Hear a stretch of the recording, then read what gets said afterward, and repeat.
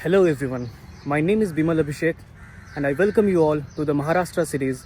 I shall be covering all the Jyotirling of Maharashtra one by one, so stay tuned with all the episodes coming up soon.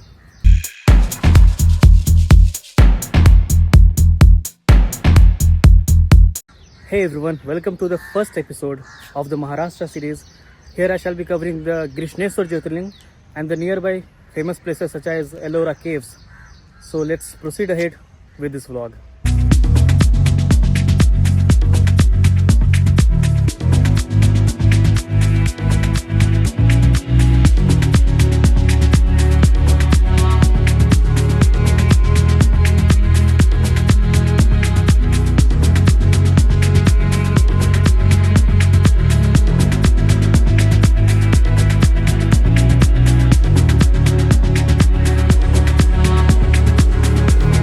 करीबन 2:50 हो रहे हैं रात के कहूँ या सुबह के बोलूँ।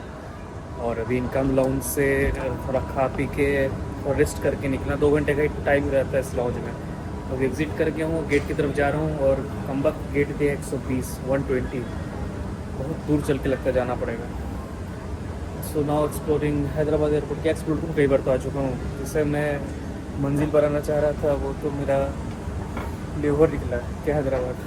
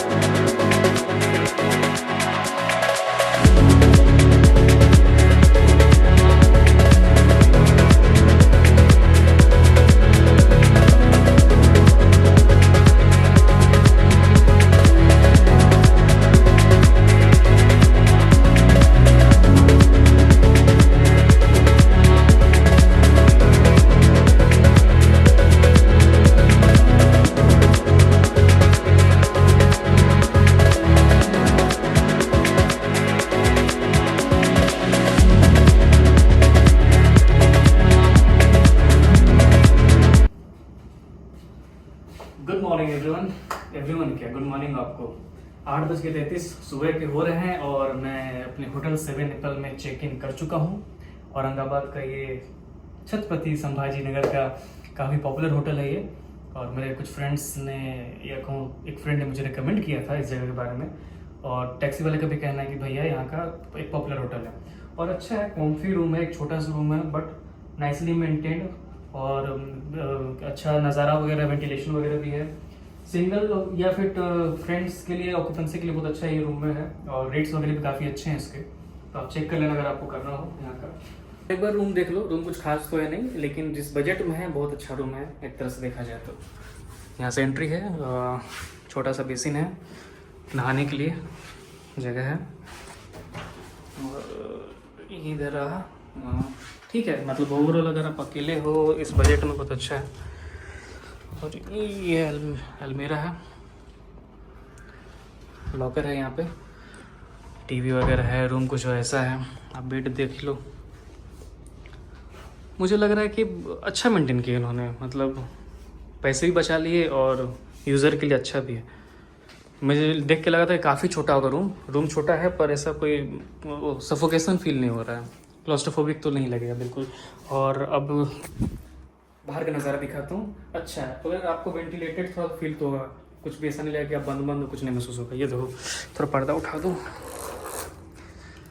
ये होटल के बाहर का नज़ारा है, वो साइड एंट्रेंस है, उधर से वो सब रास्ता। तो अच्छा हाँ, मैं एक चीज़ बताना भूल गया। हैदराबाद में तो मेरा ले ओवर था, करीबन मैं 12 बजे पहुंचा रात को। और 12 बजे से लेके 5 बजे तक मैं वहाँ था। 5 बजे, 5:30 बजे बोर्डिंग मेरी स्टार्ट होने वाली थी। बोर्डिंग स्टार्ट होने से पहले मैं सोचा कि सुबह हो गया, ब्रश वगैरह कर लेता हूँ, फ्रेश हो जाता हूँ। मैं आराम से ब्रश वगैरह करके चेहरा देख रहा हूँ आईने में, पूरा एकदम दांत देख रहा हूँ सफ़ेद हुए कि नहीं, पूरा एकदम चमक रहा है कि नहीं। और मैं जैसे बाहर निकला मुंह पोंछते हुए देखता हूँ बस जा रही है। मैं कहा भाई मैं दौड़ा, फिर कहा कि I was the last one two board. लेकिन थैंकफुली बच गया, नहीं तो पता चलता आज वहीं फ्रिक्शन होते रह जाता। तो अभी 8 साढ़े 8 हुए हैं, अभी मैं ब्रेकफास्ट करूँगा, थोड़ा सा आराम करूँगा, फिर एग्जैक्टली 10 बजे मैं निकलूँगा एलोरा केव्स के लिए और कृष्णेश्वर मंदिर के दर्शन के लिए। तो आज ही निपटाते हैं, एकदम रश में करना है। हर हर महादेव।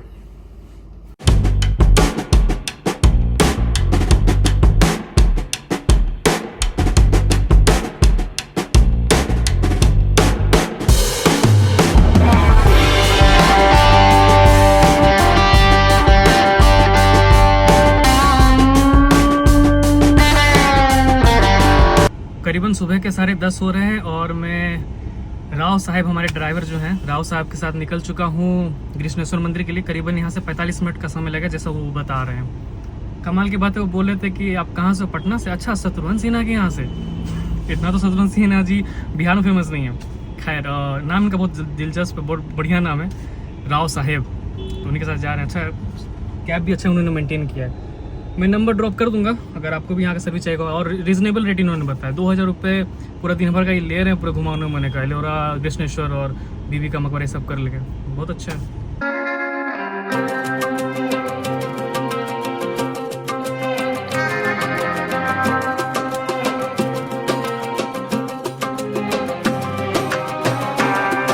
रास्ते में ही दौलताबाद फोर्ट पड़ता है। इसकी नींव 1187 AD में यादव वंश द्वारा रखी गई थी, तब इसका नाम देवगिरी था।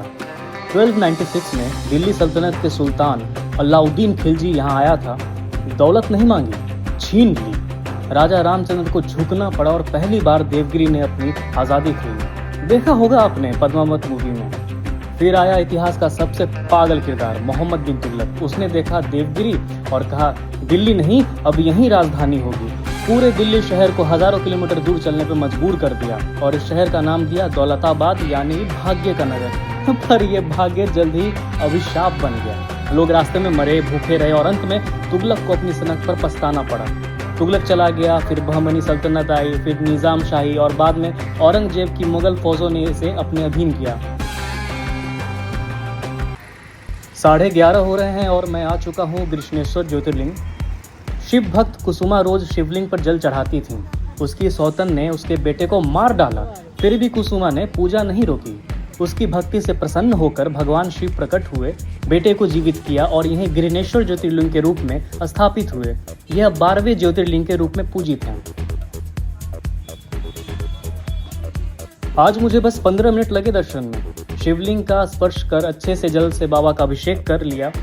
फ़ोन अलाउड नहीं है तो मैंने बाहर ही डिपॉजिट कर दिया था, बट आप लेके भी जाओगे तो कोई कुछ बोलेगा नहीं। हाँ, बस अंदर तस्वीरें मत लेना, क्योंकि यहाँ पीक डेज में भी वैसी भीड़ बहुत ज़्यादा नहीं होती, तो यहाँ कोई स्पेशल दर्शन या VIP पास का सिस्टम नहीं है।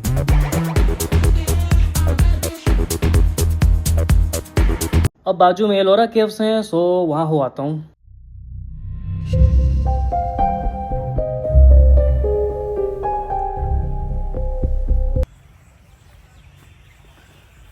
₹40 का ये टोकन है, बस इसी को स्कैन करके आपको एंटर करना पड़ता है। और विजय हमारे गाइड हैं, तो वो बताएंगे यहाँ क्या सीन है। मैंने ऑफिशियल गाइड लिया है सरकार की तरफ से, 2000 रुपीज़ चार्जेस हैं। तो देख के मैंने ले लिया, क्योंकि मुझे एक्चुअली यहाँ का समझना है और अप्रूव्ड गाइड ही बता पाएंगे। So waiting for mister Vijay.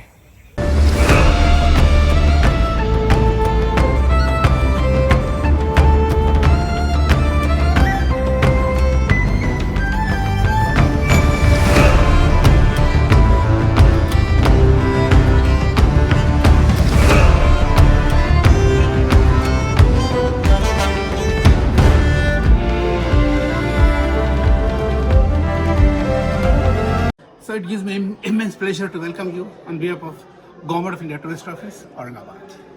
Welcome to Ellora Caves. See, as a matter of fact, it is misnomer to call these caves. A cave means natural cavity where wild animals live.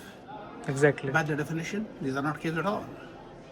Hindus constructed temples, structural temples, but Buddhists didn't want to repeat the same thing, which Hindus have already done. And second reason was durability. If Buddhists had temples, Temples could have fallen after 100 years, 200 years, 1,000 years. But Buddhists, they wanted to make something permanent, more durable, more long lasting. So instead of constructing temples, they prefer to excavate these caves. So it is better to call these rock cut temples Rock cut temples. rather than calling caves. And these are no way inferior to our Hindu temples. All over India, we have such type of 1,200 rock cut temples. All over India. Yes, out of this 1,200, 900 are Buddhist, 200 Jain, and merely 100 Hindu. Though Hinduism is older than Buddhism, but Buddhists were first to start this rock excavation. That's the reason we find more and more Buddhist caves. But it was done with the purpose to stay for educational purposes. Or Exactly, multi-purpose. Yeah. Ellora caves dates back between 7th century AD to 11th century AD. If you had been to Ajanta, Ajanta dates back between 200 BC to 700 AD. That is the older one. That means where Ajanta ends, Ellora begins. So Ellora caves are nothing but continuation of Ajanta caves. Caves at Ajanta, they are dedicated to only one religion, that is Buddhism. Buddhism. But in Ellora, we have Buddhist, Jain. Hindu, as well as Jain caves. Three. Cave number 1 to 12 Buddhist, 13 to 29 Hindu, and 30 to 34 Jain caves. Here we have total 34 caves. My lord. Specialty of Ellora is that in Ellora, Buddhist, Hindu, and Jain artists worked here simultaneously. And that's why you'll find some Hindu influence of Buddhist cave, Buddhist influence of Hindu or Jain caves, or vice versa as case may be. On that basis, I could say, rulers at the time really had very good sense of tolerance. They permitted people of another religion to work here simultaneously, which is very rare but very important. Ellora is only place in world you'll find three religions living peacefully together for ages. Another place is Jerusalem, which is Judaism, Christianity, and Islam. And from last 2,000 years, no peace there. So special Ellora is tolerance. Like Ajanta, originally each and every cave here was plastered and painted. Ajanta caves were discovered by a group of unknown British soldiers in 1819. That was not case with Ellora. These caves were always known. So there is a heavy rain, big storm, something like that.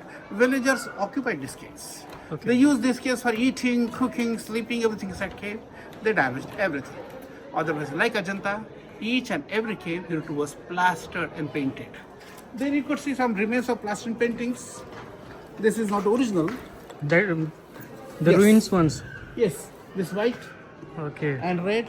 This is not original. This was done by Ahalyabai Holkar, Queen of Indore, in 17th century. This cave was plastered and painted 3 times. First in 8th and 9th century AD, then 13th century AD, last in 17th century AD. As a matter of fact, nobody knows the original name of these caves. These caves are known as Ellora because 2 kilometers from here, we have a small village known as Verul. Verul. Its original name was Varul, which is a Marathi word, means snake holes. Okay. At that time, it was thick forest with wild animals and many snake holes there. It was known as Varul. From Varul, they made it Verul. And Britishers pronounced Verul as Elul. From Okay. Elul, they made it Ellora. Ellora. Nobody knows original name, nobody is recorded. So you told me there are 34 caves. Yes. So is there any possibility that there can be more which has not been Yes, there is a excavated? possibility. Yes.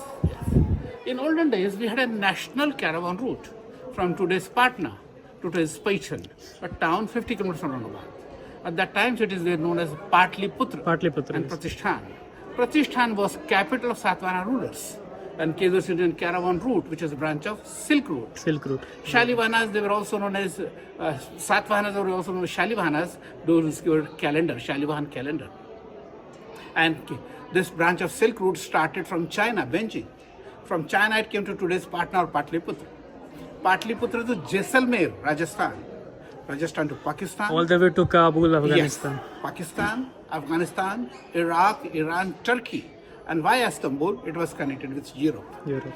Another branch from Jaisalmer came to Ajanta caves, Ajanta to Paitan, Pratishthan to Ellora caves, Ellora caves to Nasik, Pandav caves, Wonderful. Nasik to Mumbai, Kanheri caves, and Kanheri caves to Nala Sopara.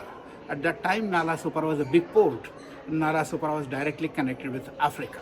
Oh, So caves were seen in caravan route, which is a branch of Silk Route.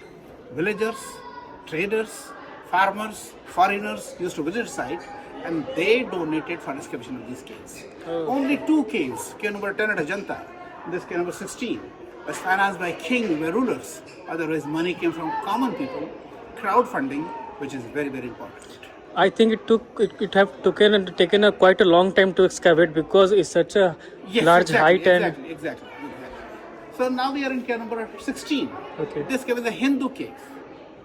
And as you are well aware, Hindu religion is divided in 2 major sects, Shaivites and Vaishnavite. This cave belongs to Shaivite sect, and that's why its name is Kailasha or Kailash Natha temple. Because in range of Himalayan mountain, we got a mountain known as Kailasha. And Hindus believe that Lord Shiva lives in there. On that basis, they named this cave as Kailasha. Kailash. This cave dates back between 758 to 958 AD. And this cave was financed by one of Rashtrakuta dynasty king, Krishna II. Actually, his great-grandfather, Danti Durga, started this work. Okay. This particular cave took 200 years, he couldn't complete it. His great-grandson, Krishna II, completed it.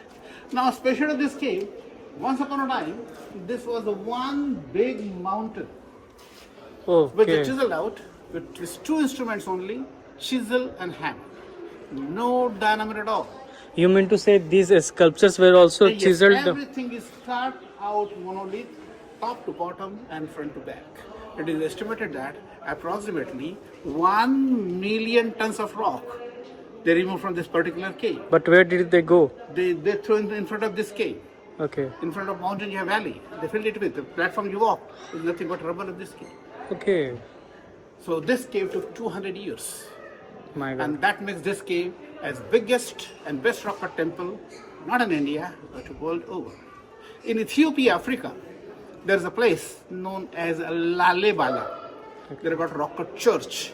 As compared to this, Lalibela church is very small. Second place is in Jordan, known as Petra. In Petra, stone is sandstone, which is very soft. The stone is volcanic basalt. Basalt, yes. And Petra is very superficial. This is deep inside. Third place in Cambodia, Angkor Wat Vishnu Temple, which is Angkor again Wat, yes. bigger in size, but that is constructed. Another place is in Indonesia, Borobudur Buddhist Temple, which is again bigger in size, but that is constructed using stone blocks. Here, not a single inch is added. Everything is Just carved out. monolith. Anything which could come close to this, we have only in This is Egypt. one of a kind. Yes. This related to this only we have in Egypt. Name of place is Abu Simbel in Valley of Nile. We don't have anything like this anywhere in the world, and that's why Ellora is selected by UNESCO as a World Heritage Monument. Now this is a World Heritage Monument. If you go on Google and search for 100 places you must see before you die, Kailasha is included in that. Okay, we continue. Come with me. Please. Yes.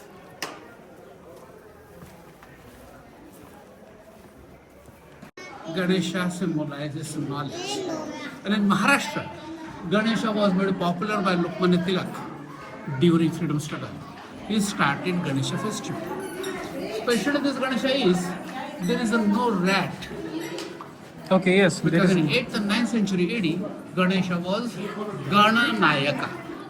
Ganas were soldiers of Shiva. He was general known as Gananayaka. Gananayaka. He was given godhood in 11th and 12th century AD. And then they started as a rat. With Ganesha as a Gananayaka, symbolizes knowledge. Gaja Lakshmi, goddess of wealth. For cave excavation, 3 things were very, very important. First, knowledge. Second, power. Third, money. Ganesha represents knowledge. Durga represents power. Gaja Lakshmi represents money. In Hindu, we believe that once you have knowledge, power comes. Once you have power, money follows. So this is golden triangle of success. You don't have to run after money. Go for knowledge, power, and money. That's why the entrance is carved as such. Exactly. First Ganesh, Exactly. Durga, then Lakshmi. Golden triangle. Golden of triangle. success. Cave excavation, money was important consideration, and that's why they gave prominent place to Gaja Lakshmi in front of the entrance. So when you stand indoor, first of all you see Gaja Lakshmi. Here she is sitting on double petal lotus, Double petal lotus. which is very rare. And these 2 baby elephants They are trunk overing water pitchers to big elephants. And these two big elephants are pouring water over her head, giving sacred bath to her, known as Satat Abhishek, continuous flow of water. Okay. See these elephants on the back, look at these bells. Bells are shown turned to one side. Symbolizes action, movement, as if elephants are moving, and that's why bells are swinging. That effect of swing, beautifully colored. Is that Shiv Parvati? No, angels. Angels, okay. Flying angels with Flying angels. flowers and garnished. This is lotus flower, and this is lotus pond. And as baby elephants are trunk overing water jars, due to that some waves are created. And due to waves, some leaves are closed, Okay. while some Leaves are open. open. To show the waves. Yes. Aquatic birds, water birds, beautifully carved. That bird is eating lotus petals. Quite incredible description. That's right. That bird is eating fish. That bird is sucking nectar from lotus bud. And see on these lotus leaves, see these white dots. These white dots are nothing but dewdrops, which are symbolic representation of time. It is sunrise. Because your dewdrops only at time of sunrise.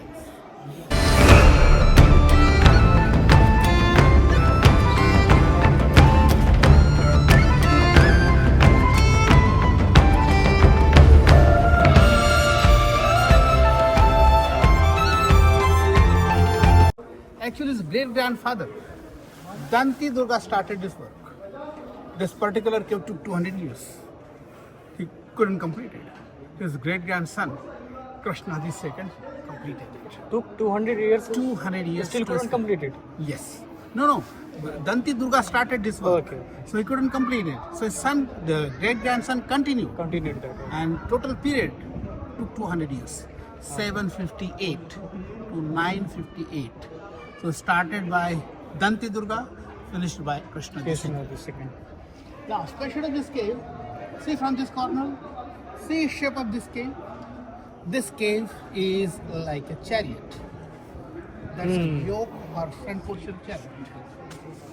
Shaft, driver's seat, again shaft, and main body of chariot. Here were scenes from Lord Krishna's life. These two. Yeah, Krishna this lives. is birth ceremony of Lord Krishna. Krishna's first mother Devaki lying on platform, and lady attendant holding baby Krishna. Okay. This is seen from prison. You see prison gate and soldiers here. Krishna's father Vasudeva holding baby Krishna and take him to Gokula Vrindavan. Here Krishna's second mother Yashodhara, she is churning buttermilk. You see a small pot there? Yes, It's yes. churning buttermilk. The next panel is shown in jungle with cows. There's a cow and calf drinking milk. One of the incident in Mahabharata, once Abhimanyu entered Chakravyuh. He knew how to enter, didn't know how to come out. Third line from top.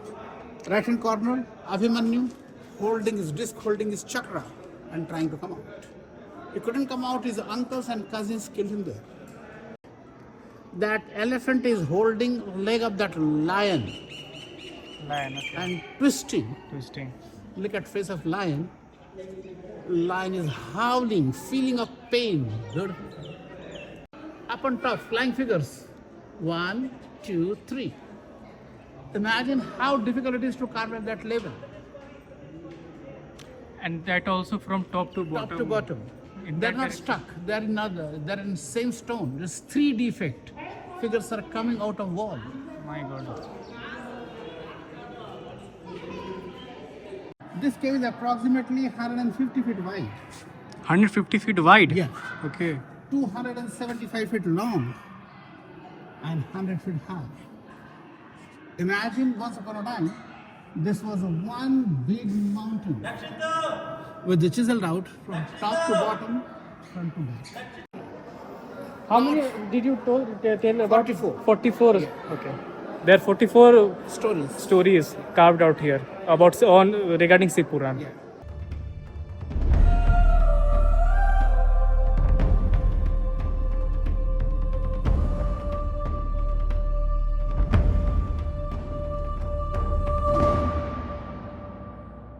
Masterpiece. Its name is Ravana shaking Kailash mountain. Once Ravana had victory over Kubera, god of wealth, and he was very proud of it. Once he was crossing Kailasha mountain, Ravana's pilot told him that we cannot cross Kailasha, Lord Shiva lives in there. But Ravana was very egoistic. He wanted to remove that mountain and cross over. So Ravana gone down to Kailasha and started shaking it. This is the back pose of Ravana. Note down pressure his back muscles, thigh muscles. He applied such a force that his body is tilted. You see curve in his chest and waist region. And look at his face. He's grinding his teeth. And moment he started shaking mountain, that created something like earthquake on Himalaya. See these two monkeys, scared and running for shelter. Here you see Shiva's soldiers, Ganas, they're scared and running. Look at that fellow. He took stone on his head and throwing at Ravana. Same time, see in right hand corner, Parvati's lady attendant, she's scared and running away. Due to sudden shock, her hair not loosened. And look at her legs, running very fast. Same time, Shiva's wife Parvati, scared, and she's trying to hide herself behind the Lord Shiva. It is believed that whenever wife gets scared, she tries to hide behind husband. She's holding Shiva's hand, note down pressure on her fingers, holding Shiva's hand firmly and pulling herself behind the Lord Shiva. Lord Shiva's face is damaged, but she just raised his hand. He's surprised and shocked to know who is this man having this much power who's shaking big mountain Kailasha. And he pressed to Kailasha mountain with one of his toe. And poor Ravana was trapped there for several years. On either side, Shiva's two attendants, Jai and Vijay. Their faces are shown very peaceful, calm and quiet, because they knew Lord Shiva is very powerful. Same time, guardians of 8 directions, Ashtadipalas, they all came to support Lord Shiva. Now, see in this Kailasha temple, we have many stories, mythological stories, legendary stories. Stories are not important at all. What is important is where they tell stories in stone is to be appreciated. And especially period is 7th and 8th century AD. Contemporary European sculpture is very flat. So your artists had actually put life in these lifeless stone. And that's why Ellora sculptures are supposed to be an achievement.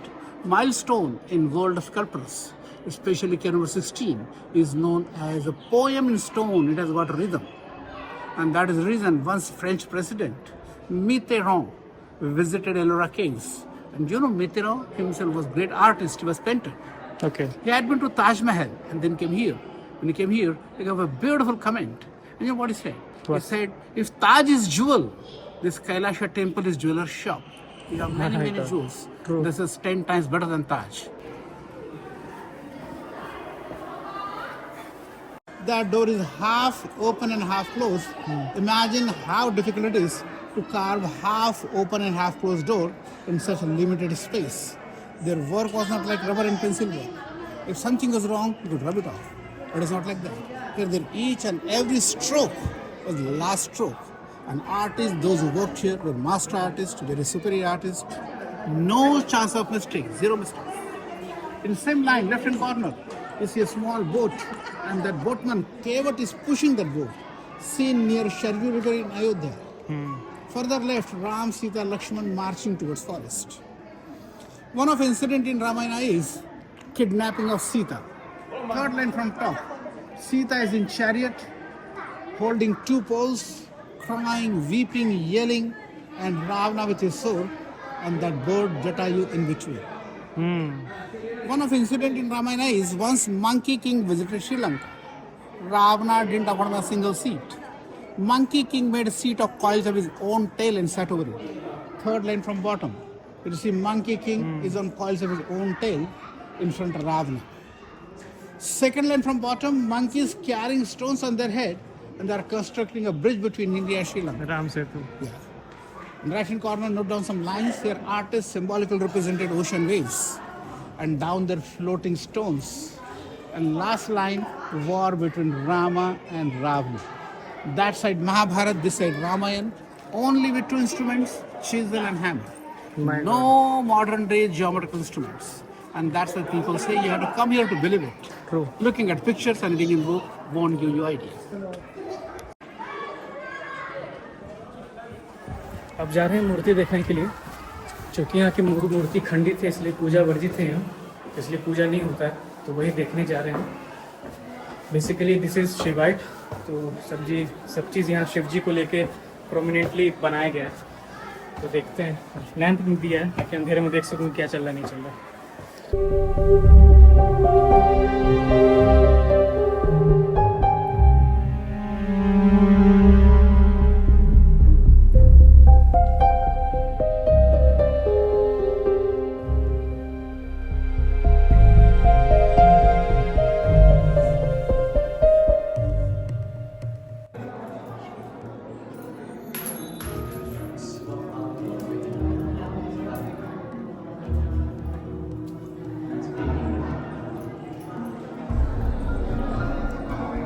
This talks about the creation of life cycle. लेकिन चूँकि ये खंडित है इसलिए यहाँ का पूजा वर्जित है। यही है सैंक्टम सैंक्टरम ऑफ द एलोरा केव। तो आप यहाँ आते हो तो इसे जरूर देख के जाना। और कम वक्तों ने यहाँ भी गंदगी फैला के रखी है, देखो ज़रा, वहाँ लोग नाम लिख के रखे हैं अपना। क्या बोलूँ इनको, क्या किया जाए इनका।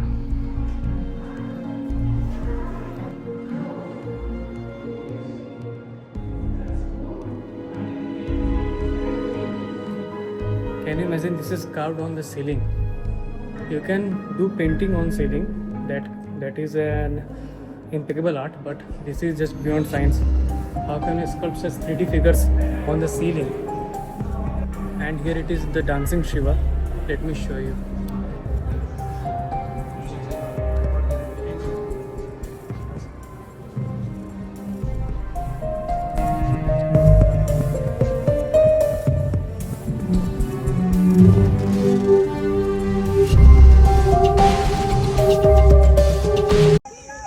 Cut architecture. Cave number 12. Cave number 16, we saw that was cut out monolith. This is cut in monolith. Cut in monolith. Okay. Locals they call it Teen Tal 3 story. That was from top to bottom. This is from inside. Parallel. Horizontal. Got it. Locals call it Teen Tal 3 story cave. And whenever we construct a temple or house, in first story, we have to have big size pillar. To support the other stories. Pillars are tapering towards the end. Okay. Instead of that, in third story, that big pillar, second still smaller, and first still smaller, that won't have made no difference with them. Because pillars here are not for support, Okay. only for decoration. Our artists wanted to show that perfect knowledge of civil engineering, construction, that's a purposefully they did made it there. Obviously, if you cut inside the rock, it is already having a base. That's right. So you don't need pillars for that. At the time, they didn't have any geometrical instruments. Still, you see, all pillars are in same line. Geometrically aligned, Yes. so symmetrical. Yeah. If you stand in front of one pillar, you can't see behind pillars. This proves that all pillars are in one line. Same line. Yeah. Very symmetrical. Distance between two pillars, just go anywhere and count it. Find same distance between two pillars. And whenever we have cement column construction, we have to give column-like structures above pillars. Here, therefore, decoration and not for support. Buddhist monks, they were using these caves as religious institutions. Daytime for teaching, learning, night staying. And Buddhist monks used to travel all over India propagating religion. But during 4 months of monsoon, known as Chaturmasa, we're supposed to stay at some place. So these were monsoon residents of Buddhist monks. Chaturmasa. Okay, so in Bihar we say viharas. Yes, it's a monastery. University cum hostel. They used to stay here. So we had.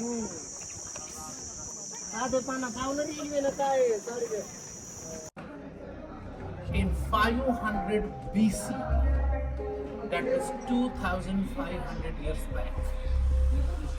And like most of religions, Buddhism was divided in 4 major sects. Hinayana, Mahayana, Mahayana. Zen Buddhism, and Zen Shuddha Buddhism. Gautama or Siddhartha founded a Hinayana sect. Hin means smaller, Yana means vehicle, smaller vehicle. And believers of Hinayana worship relics of Buddha or Buddhist monk, such as hair, tooth, bone, ashes, footprints. In Sri Lanka, there is a place known as Kandy, where tooth of Buddha is still over there. Tooth. Yes. Okay. Tooth temple. And that tooth was taken by Emperor Ashoka's daughter Sangamitra. She hid that tooth in hairdo and she took it to Sri Lanka. And from Kandy, this Hinayana sect spread to all Southeast Asia, that is Myanmar, Thailand, Cambodia, Laos, Vietnam, Malaysia, and Singapore. In 2nd century AD, another sect known as Mahayana came into existence. Maha means big, Yana means vehicle, bigger vehicle. And believers of Mahayana worship Buddha's image, Buddha's idol. In 5th century AD, from India, Buddhism migrated to Sikkim, Bhutan, Nepal, Tibet, China, and Mongolia. It got mixed with local religion known as Zen. Then we have Zen Buddhism, that's what Dalai Lama follows. In 6th century AD, from China, via Korea and Taiwan, Buddhism migrated to Japan. In Japan, it got mixed with local religion known as Shinto. In Japan, we have Zen Shinto Buddhism. So at present, there are 14 countries all over the world where Buddhism is main religion. It's out from India, or where Buddha or Buddhism itself was born. I've heard that one sect of Buddhism is also inspired by the Tantra of Hinduism. Yeah, Like Tantric Kriya of Hinduism, one Buddhist that is sect. Vajrayana. Okay. That is Vajrayana. So, during period of Ashoka, 2/3 India was Buddhist. So naturally, Hindu priests were worried. If things goes on like that, Hinduism will be totally wiped out. Wiped out. To prevent that, Shankaracharya made some amendments in Hindu religion. As per Hindu scriptures, you have to be born Hindu. Like Judaism, you have to be born Jew. You are allowed to go out, but once you are out, you are not allowed to come back. And that rule Shankaracharya changed. Hindus, those who had left Hinduism and joined Buddhism, he invited them back. That is known as a purification, Shuddhikaran. And that was going on for 500 years. In 13th century AD, India was attacked by Alauddin Khilji. And his general Malik Kafur, as I told you, he was very cruel. Malik Kafur originally was a Hindu. And Muslims, they call any non-Muslim as Kafir. From Kafir, he became Kafur. Kafur, okay. And he was mainly responsible for damaging Buddhist viharas, monasteries. Just like you showed the Then the cave number 16. cave number 16. In 13th century AD, Alauddin Khilji's cousin, Bakhtiyar Khilji, he was very cruel. He burned Nalanda University. He slaughtered all Buddhist monks. As a result, they ran away to Sikkim, Bhutan, Nepal, and Tibet. And that was the end of Buddhism in India. Till 1956, when Dr. Babasaheb Ambedkar revived Buddhism. So Buddhists now here in India, they are all new Buddhists. We don't have original Buddhist at all. Okay.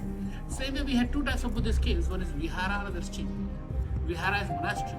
Chaitya is prayer hall, like a church, like a cathedral. Cave number 12 we saw was Mahayana sect to Vihara, Mahayana sect monastery. Now this cave number 10 is Mahayana sect to Chaitya, Mahayana sect to prayer hall.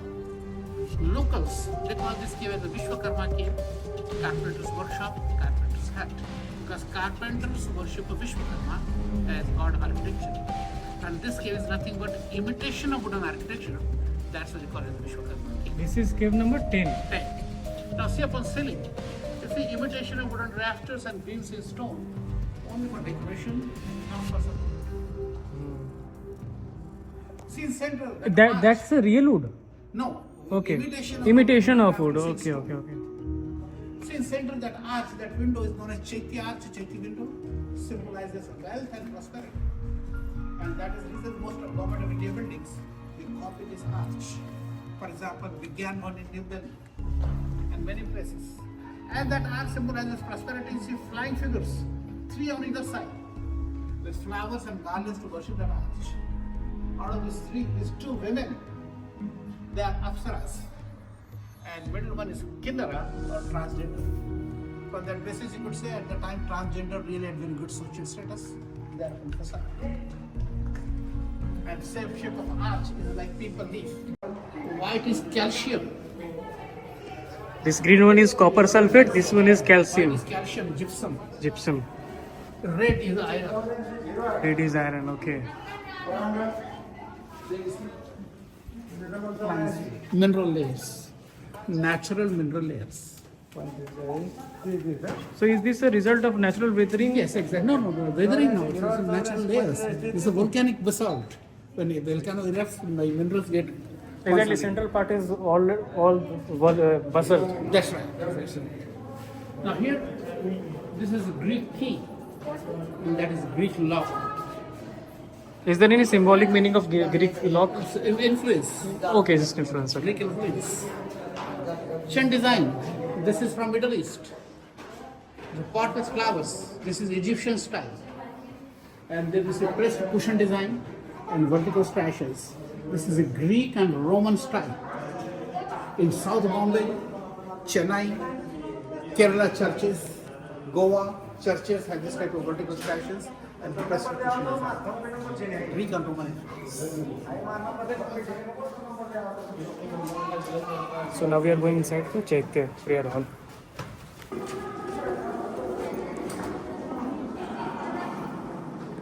This is known as a Dharma Chakra Pravartan Mudra. It's trying to convince points like 1, 2, 3, 4.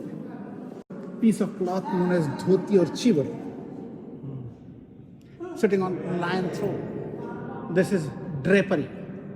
On figure on left is Bodhisattva Padmapani holding a lotus flower. That's why it's Padmapani. Figure on the right is Bodhisattva Vajrapani holding a Vajra. He's savior of Buddhism. He is angel of love, peace, satisfaction. On that arch, flying couples with flowers and garlands to worship Buddha. He is shown under Bodhi tree or people tree, under which Buddha had his enlightenment. Up on ceiling, imitation of wooden rafters and beams and stone. Dome-shaped water roof, like a church, like a cathedral. And many historians believe that idea of church, they took it from Ajanta, because Ajanta is 200 BC.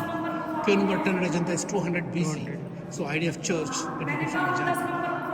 आवाज नहीं करना है। अब बिल्कुल खामोश बैठिए थोड़ी देर।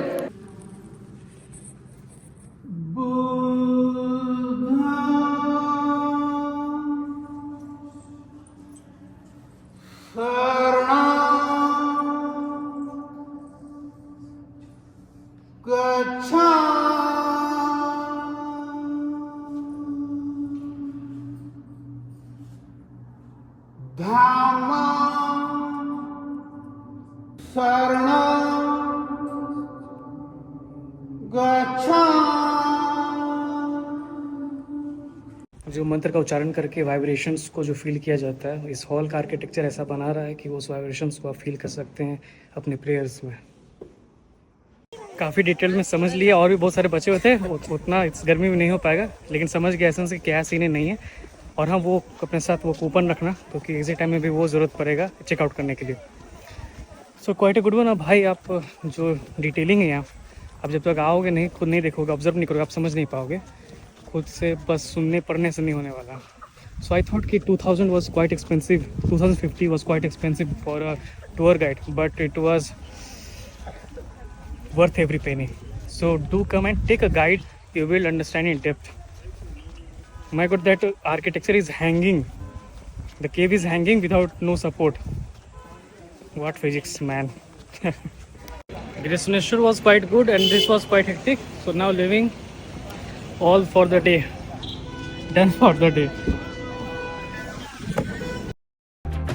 2:30 को एलोरा से निकलने के बाद अभी 3:20 को मैं 25 रुपये का टिकट कटा के बीबी का मकबरा आ चुका हूँ।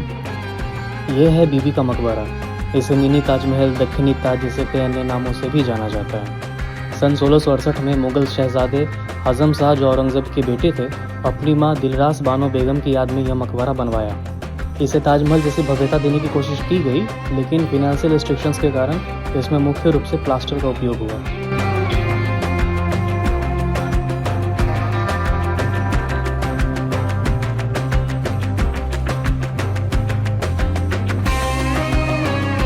लेकिन यहाँ आके मुझे waste of money and time लग रहा है। दीवारों पे दरारें हैं, पपड़ियाँ निकल रही हैं, कूड़े बिखरे हैं, अजीब सी बदबू है चारों तरफ। मैं तो ऊपर गया भी नहीं, नीचे से ही हालात इतने ख़राब दिख रहे हैं कि मैं अब लौट रहा हूँ। This place is not maintained and over rated.